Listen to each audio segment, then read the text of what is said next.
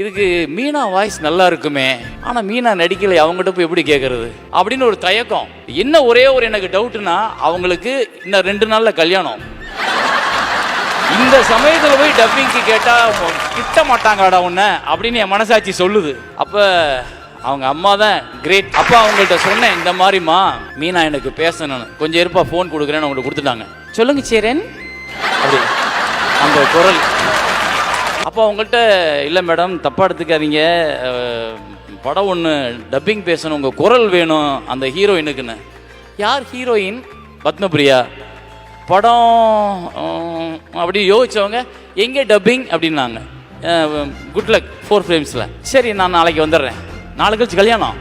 ஆனால் முதல் நாள் ஈவினிங் வந்து யாருமே பேச முடியாத, பேச மறுத்த அந்த முழு படத்தோட தமிழ் டைலாக்கையும் ஓவர் 1 டேல பேசி கொடுத்துட்டு போனாங்க. சுற்றுலாவா? யோசிக்கவே வேண்டாம். ஸ்ரீ முருகன் டிராவல் ஏஜென்சி 23 கிளைகள், 37 வருட அனுபவம்.